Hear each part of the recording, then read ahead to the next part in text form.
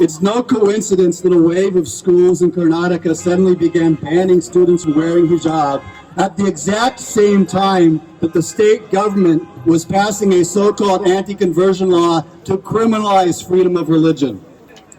About the hijab ban, we might well ask, what is next?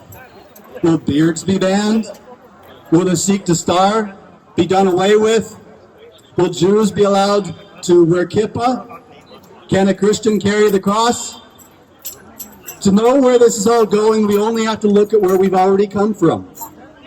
Banning the hijab is just one more step on India's long, torturous, and already far progressed march on the road towards fascism.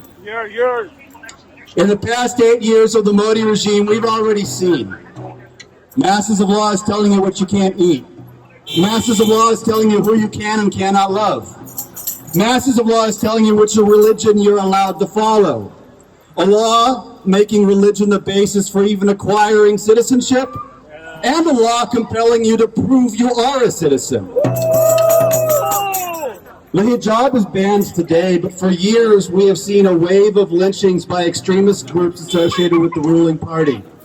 Yes, we've seen countless occasions where Muslims were lynched by Hindu nationalist radicals, and then the killers were honored by top leaders in the ruling party.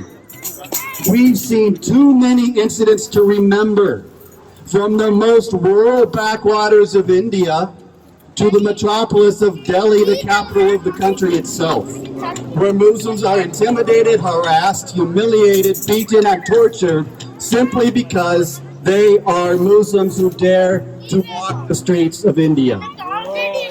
Shame! Shame! And it's been a more quietly simmering persecution for the past 8 years. But it has slowly ratcheted up and up and up to the point that Indian Christians are too beginning to fall under the threshold. Persecution of Christians in India last year skyrocketed so much that Indian Christians themselves described it as a year of fear and the most violent year they have experienced.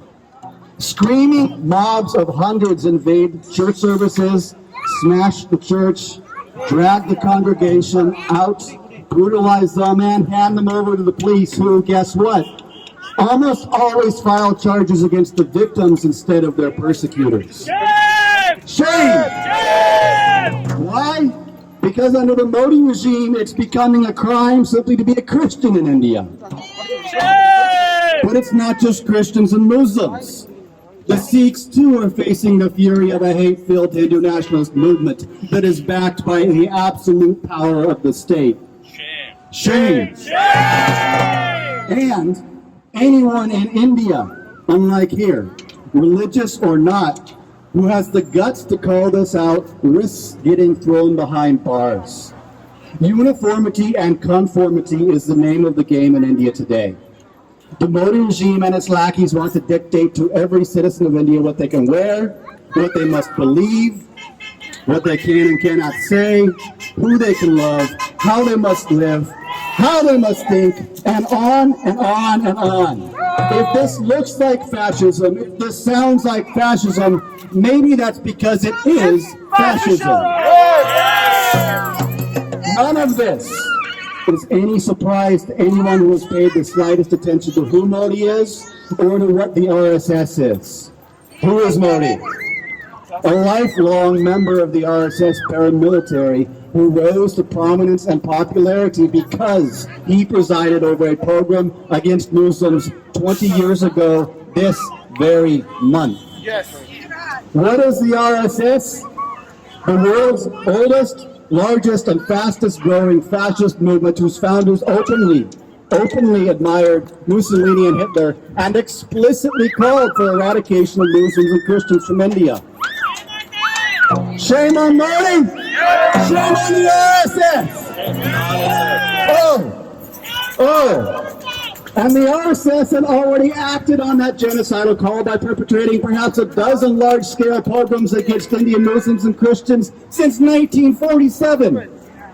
Well, with Modi and the RSS holding the reins of power in India since 2014, Intense and ever-increasing persecution of religious minorities is only to be expected. After all, we already saw Modi do it before he became Prime Minister of the whole country. And the RSS already told us decades ago that that was their goal and showed us that they were willing to put hate into action. No. The only surprise here is that the rest of the world is turning a blind eye to the risen, and I say the risen, fascism of Modi's India. The only surprise here is that no one in the U.S. government noticed as Modi's regime passed one marker of fascism after another after another. The only surprise here is that Americans haven't woken up to the reality that a fascist India poses a global risk. Will we wait until this turns into an actual genocide? Something that the dominant and domineering Hindu nationalist movement of India has told us in so many words repeatedly over just the past 3 months they want to perpetrate? Or will we wake up and smell the fascism before it's too late? Thank you.